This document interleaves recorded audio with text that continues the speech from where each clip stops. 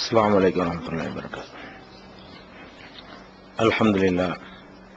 الحمد لله نحمده ونستعينه ونستغفره ونؤمن به ونتوكل عليه ونعوذ بالله من شرور أنفسنا ومن سيئات أعمالنا من يهده الله فلا مضل له ومن يضلله فلا هادي له وأشهد أن لا إله إلا الله وحده لا شريك له وأشهد أن محمدا عبده ورسوله ما بعد. கண்ணியத்திற்குரிய எல்லாம் அல்ல அல்லாஹ் ஜல்ல ஷானஹு தஆலாவின் நல்லடியார்களே, திருமண ஒப்பந்தத்தை உறுதியாக நாம் நிறைவேற்ற வேண்டும் என்ற தொடரிலே சில செய்திகளை நாம் அறிந்து வருகிறோம். கணவன் மனைவியராக வாழக்கூடியவர்கள் கணவன் எப்படியெல்லாம் நடந்து கொள்ள வேண்டும் என்ற விதிகளை நாம் முன்னரே பார்த்துவிட்டோம்.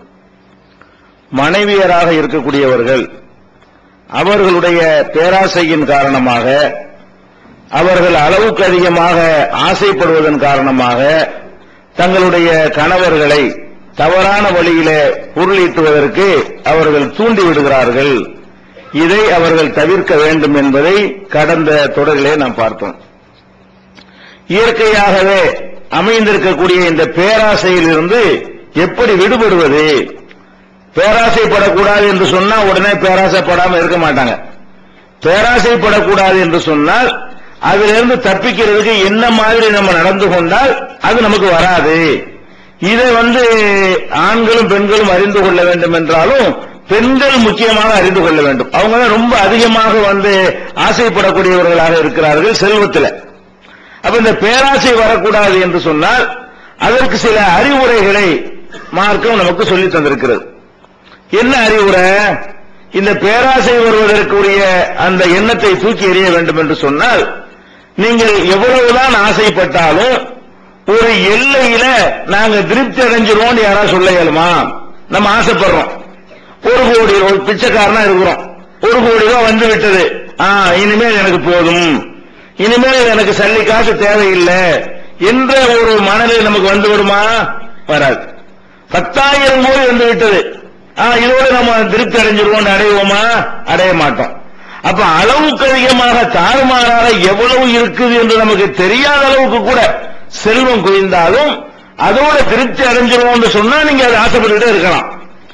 எவ்வளவு வந்தாலும் திருப்தி வராது. கோடி வச்சுக்கிறவன் இன்னொரு கோடிக்கு ஆசைப்படுறான், 1000 கோடி வச்சுக்கிறவன் இன்னொரு 1000 கோடிக்கு ஆசைப்படுறான், 10,000 கோடி வச்சிருந்தா 20,000 கோடிக்கு ஆசைப்படுகிறான், 2 ரூபா வச்சுக்கிறவன் 4 ரூபாய்க்கு ஆசைப்படுகிறான். இது எங்கேயாவது முடியுமா? ஒரு இலக்கை நோக்கி நம்ம போனா அது முடிஞ்சிரும்னா போய்கிட்டே இருக்கலாம், முடியாது. இது ஒரு நோய். இப்படி அளவுக்கு அதிகமாக நம்ம ஆசைப்படுவது அது ஒரு நோய். நம்ம எவ்வளவு வந்தாலும் நம்ம திருப்தி அடைஞ்சிடவா போறோம்? அல்லாஹ் அழகா நம்மள்ட்ட சொல்லி தரோம், அல்ஹாக்குமுத் தகாசுர், இன்னும் வேணும் இன்னும் வேணும் என்கிற இந்த பேராசை உங்களை நாசமாக்கி விட்டது, இறை நினைவிலிருந்து திசை திருப்பி விட்டது. இது எது வரைக்கும் இருக்கு? ஹத்தா ஜுர்துமுல் மகாபிர், கபுரஸ்தானுக்கு போற வரைக்கும், அடக்கஸ்தலத்துக்கு போற வரைக்கும் இது போவாது. உனக்கு பேராசை இன்னும் வேணும் இன்னும் வேணும் இன்னும் வேணும் நீங்கள் ஆசைப்பட்டீர்களேயானால் அது சாவுற வரைக்கும் போகாது. அப்ப எது அது தீர்வு இல்லையோ அதை நம்ம லிமிட் நம்மளாதான் பண்ணிக்கணும், நம்மளாகத்தான் பண்ணிக்கொள்ள வேண்டுமே தவிர இன்னும் வேணும் இன்னும் வேணும் இன்னும் வேணும்னு சொல்லிட்டே இருந்தா அதுதான் வாழ்க்கையா போயிடும். எல்லா விதமான நல்ல விஷயங்களும் நம்மிடமிருந்து எடுபட்டு போவதற்கு இந்த பேராசை காரணமாகிவிடும். நபிகள் நாயகம் ஸல்லல்லாஹு அலைஹி வஸல்லம் சொன்னார்கள், தங்கத்தினால ஒரு நதியே ஓடுது. நதி ஓடுதுன்னா தண்ணி ஓடிக்கிட்டே இருக்கு, தங்க தண்ணி அள்ளி அள்ளி தங்கத்தை யூஸ் பண்ணிக்கலாம். இந்த மாதிரியான ஒரு நதி ஒரு மனுஷனுக்கு சொந்தமா இருக்கிறது, ஆறு மாதிரி வந்துகிட்டே இருக்குது, அல்ல அல்ல வந்துகிட்டே இருக்கிறது. இது மாதிரி ஒரு மனிதனுக்கு தங்க ஓடை தங்க நதி சொந்தமாக இருந்தால் அப்ப அவன் சொல்லுவானா, இது மாதிரி இன்னொன்று நல்லா இருக்குமே, வாதியானி மிருதகதில், ஒரு தங்க ஆறே அவனுக்கு ஓடிக்கொண்டிருந்தா கூட இது ஒண்ணுதானே இருக்குது, இன்னொரு ஆறு இருந்தா என்ன நல்லா இருக்குமான்னு சொல்லுவான். அப்ப என்ன எங்க நம்ம திருப்தி அடைய போறோம்? இந்த பேராசைப்படக்கூடிய நினைக்கணும், இதுக்கு ஒரு முடிவு கிடையாது. ஓரளவுக்கு சாப்பிடக்குள்ள அல்ல தந்திருக்கிறானா அல்ஹம்துலில்லாஹ்னு நினைத்துக் கொள்ளணுமே தவிர இன்னும் வேணும் இன்னும் வேணும் இன்னும் வேணும் கூட்டணும் பெருக்கணும்னு போனோம்னா அவ்வளவுதான். அப்ப இது இந்த ஒரு பாடத்தை மனசுல வச்சுக்கணும். என்ன பாடம்? இது எவ்வளவு அடங்கவா போகுது? இதுக்கு ஏதாவது ஒரு லிமிட் இருக்குதா? திருப்தி அடைஞ்சிருவோமா? சோறு திங்கிறோம், கோடீஸ்வரனா இருந்தாலும் அந்த அரைக்க பிடிச்ச உடனே திங்க முடியும், பணக்காரனாக்க சொல்லிட்டே இருக்க முடியுமா? அதெல்லாம் ஒரு லிமிட்ல முடிஞ்சு போயிடும். அப்ப அணிகிறது இருக்குது, ஒரு டெய்லி ஒரு சட்டை அணிஞ்சா கூட 360 சட்டை தான் அணிய முடியும், அதுக்கு மேல முடியுமா? அப்ப எல்லாத்துக்குமே ஒரு லிமிட் இருக்கிறது, இதுக்கு லிமிட் கிடையாது. இன்னும் வேணும் இன்னும் வேணும் இன்னும் வேணும்னு சொல்வதற்கு எவ்வளவு வந்தாலும் அடங்க மாட்டேங்குது, எல்லாமே அடங்கிடுது. உலகத்துல எந்த விஷயமாக இருந்தாலும் போதும், கல்யாண வீட்டுல சொல்லிட்டு இருக்க முடியுமா? எத்தனை வகையான சாப்பாடா போதுன்றதுமா இல்லையா? ஆரம்பத்தில் இந்த சட்டியை தின்னலாம் சொல்லி உட்கார்ந்தா கூட 2 இலை போட்டோன்னு என்ன ஆயிருது, முடிஞ்சு போச்சு. அப்ப எல்லாத்துலயும் நம்ம நிறைவடைஞ்சிடறோம். ஆனா வேணும் வேணும் இந்த ஆசை மட்டும் என்ன செய்யறது இல்ல, நிறைவடைவது கிடையாதுங்கிறத நம்ம கவனத்தில் கொண்டோம்னு சொன்னா, நம்ம ஓவரா தான் வீணாக்கிட்டு இருக்கிறோமோ, நிம்மதி நம்மளா கெடுத்துக்கிட்டு இருக்கிறோமோ அப்படிங்கறத புரிந்து கொள்ளலாம். இரண்டாவதாக இந்த பேராசையிலிருந்து விடுபடுவதற்கு இரண்டாவதாக நீங்கள் அறிந்து கொள்ள வேண்டிய ஒரு விஷயம், ஒரு மனிதன் எவ்வளவுதான் இருந்தாலும் அனுபவிக்கிறது தானே செல்வம். ஒரு எல்லைக்கு மேல் அனுபவிக்கிறார். ஒரு எல்லை வரைக்கும் தான் நீங்க என்ன செய்யலாம், ஒரு காரை வச்சுக்கிறீங்க, 10 கார் வச்சுக்கிறீங்க, ஒரு 2 அரண்மனை பங்களா வச்சுக்கிறீங்க, இப்படியே போனாலும் கூட சில உங்களை அனுபவிக்கிற அவ்வளவுதானே முடியும். அதுக்கு மேல இருந்தா காப்பாத்துறது உங்க வேலையா இருக்குமே தவிர மனிதர்கள் அனுபவிக்க இயலுமா? எத்தனாயிரம் கோடி பல்லாயிரம் கோடி வச்சிருந்தான்னு சொன்னா அந்த கோடியை கூட என்ன செய்ய இயலும்? என்ன செய்ய வாங்குறேன் வாங்கி போட்டா கூட ஒரு நாளைக்கு பார்க்க இயலுமா? ஒரு நாளைக்கு குடியிருக்க இயலுமா? 1000 அரண்மனை கட்டி வச்சான்னு சொன்னா டெய்லி ஒரு அரண்மனைக்கு போயிட்டு இருக்க முடியுமா? அப்ப எவ்வளவு இருந்தாலும் ஒரு எல்லை வரைக்கும் தான் நமக்கு அனுபவிக்க இயலுமே தவிர அதுக்கு மேல அனுபவிக்க இயலாது.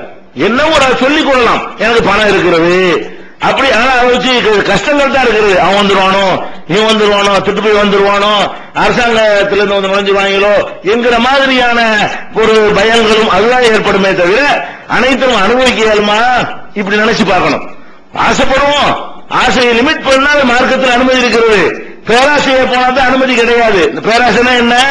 தாறுமாறு ஆசைப்படுற, என்ன வந்தாலும் திருப்தி அடையலைங்கிற மாதிரி போய் கொண்டிருந்தால் அது தவறு. நம்ம தான் லக்கான் போட்டுக்கிறோம்.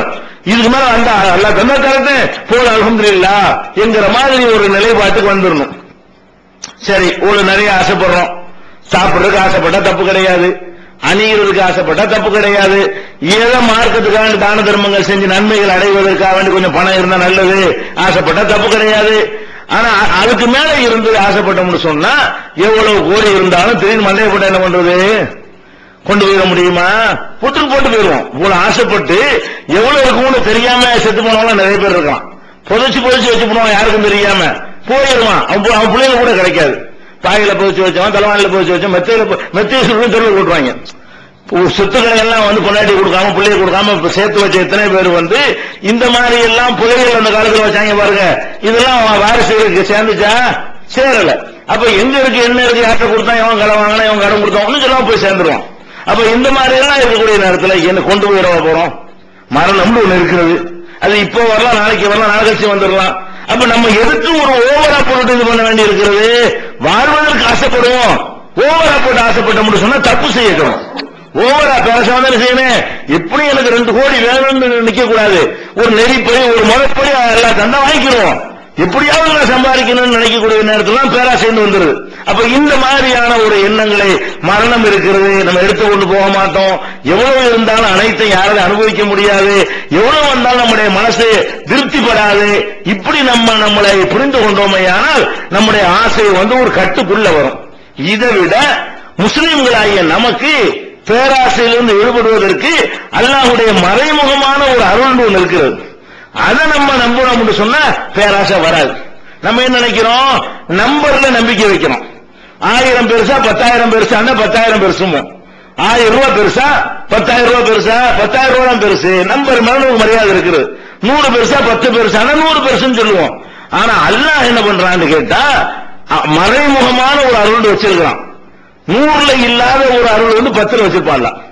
ஒரு ஆளுக்கு 100 ரூபாய் எல்லாம் கொடுத்துருவான். அந்த 100 ரூபாயை கொண்டு அவர் 4 பேர் குடும்பத்தில் வீட்டில் இருப்பாங்க, 4 பேரும் சாப்பிட முடியாது. ஒரு ஆளுக்கு அல்ல 10 ரூபாயை கொடுப்பான், 4 பேரும் சாப்பிடுவாங்க வயிறார. அப்ப 10 ரூபாயை கொடுத்து 4 பேர் சாப்பிடக்கூடிய 10 ரூபாயும் இருக்கிறது, 100 ரூபாயினால 4 பேர் சாப்பிட முடியாதும் இருக்கிறது. அப்ப இப்ப எது பெருசு? இப்ப 10 தான் பெருசு. 100 கொண்டு ஆகாத ஒரு காரியம் 10 கொண்டு ஆகுமையானால் அது 10 பெருசா போகுது. அப்ப நம்ம நம்பரை மட்டும் பார்க்கிறோம். அந்த நம்பருக்குள்ள அல்லாஹ்வுடைய மறைமுகமான ஒரு அருள் ஒண்ணு இருக்கிறது. அல்லாஹ் நினைச்சான்னு சொன்னா நம்ம கணவர் 100 ரூபாயை தரட்டுமே, அதுல அவன் பரக்கத்தை தருவான். தேவைக்கு தானே ஆசைப்படுறீங்க, தேவைகளை பூர்த்தி செய்வதற்காக இன்னும் கொஞ்சம் வேணும்னு நினைக்கிறீங்க. இன்னும் கொஞ்சம் வேணுங்கிறது இன்னும் கொஞ்சம் ரூபாயை கொண்டு நிறைவேறணுமா? அந்த ரூபாய்க்குள்ள 200 ரூபாய் வேலையை எல்லாம் வச்சுப்படுவான, அந்த 100 ரூபாய்க்குள்ளே 10,000க்குள்ள வேலையை வச்சிருவான. அப்ப முஸ்லிம்களாகிய நம்ம முதல்ல நம்ப வேண்டியது பரக்கத்து என்று ஒன்று இருக்கிறது. ஆனால் அந்த பரக்கத்தை அடைவதற்கு சில கண்டிஷன் எல்லாத்துக்கும் கிடைக்காது. இந்த பரக்கத்தை அடைவதாக இருந்தால் அதுக்கு சில கண்டிஷன்கள்லாம் இருக்குது. அந்த கண்டிஷன் என்னன்னு நம்ம வழங்கி கொண்டோமோ அது மாதிரி நம்ம நடந்து கொண்டோமே ஆனால் நம்மளை அறியாமலேயே கிடைக்கிறது எவ்வளவா இருந்தாலும் அது நமக்கு மிச்சமா இருக்கும். கொஞ்சமாக கிடைக்கலாம், அதுல மிச்சப்படும். ரொம்பவே கிடைக்கலாம், அது பத்தாம போயிடும். அப்ப ரொம்ப கிடைச்சி பத்தாம போறது நமக்கு சிறந்ததா, கொஞ்சமா கிடைத்து தேவையெல்லாம் பூர்த்தியாகி அதுல கொஞ்சம் மிச்சமாவது சிறந்த